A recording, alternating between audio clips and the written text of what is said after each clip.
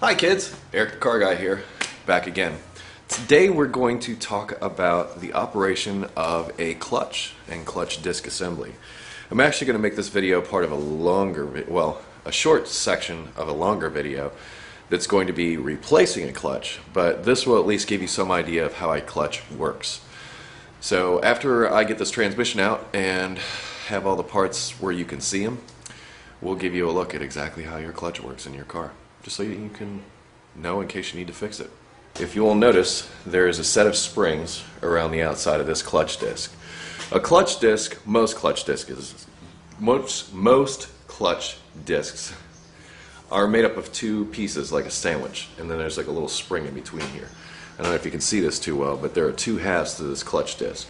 And what happens is the pressure plate applies this to the back of the engine, is that one clutch disc moves independently of the other, and these springs are there to sort of dampen that effect.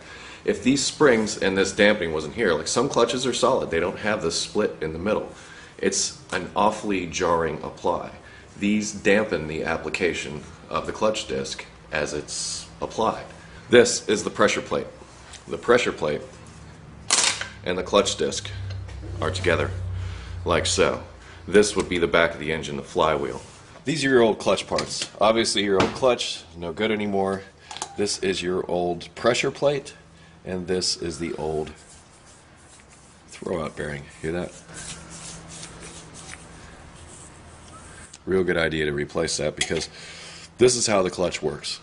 The clutch is in between the pressure plate and the back of the engine, and this is splined to the input shaft of the transmission.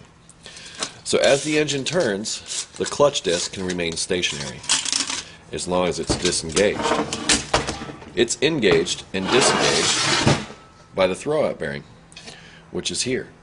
As the throwout bearing pushes down on these fingers, I know it's hard to believe, this actually moves back.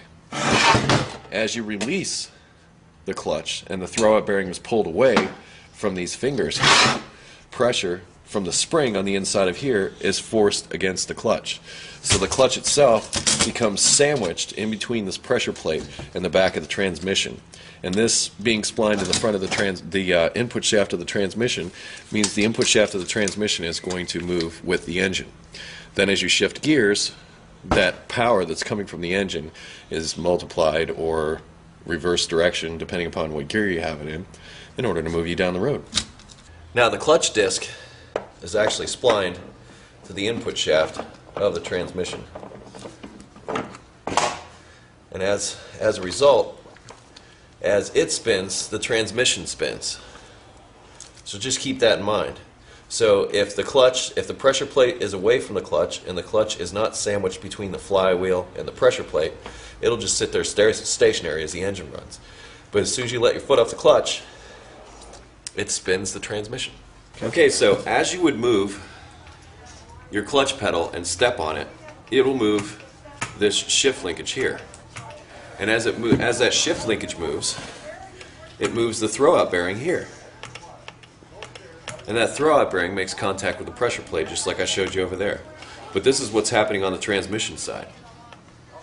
And then all the power from the engine is then transferred from here. And then if you look through this hole, if it's in gear, that is connected to your axle, which is connected to your wheels. But that is a short version of how a clutch works. You need a pressure plate, a clutch disc, and a throwout bearing. Now that you know the basic components of a clutch and how they operate, I hope this gives you a better understanding of how it works. There is a full-length version of the clutch replacement on this vehicle available on the Fix-It page at the Eric the Car Guy website. I'm Eric the Car Guy. You can always find me at ericthecarguy.com or follow me on Facebook and Twitter. Thanks for watching, kids. And remember, stay dirty.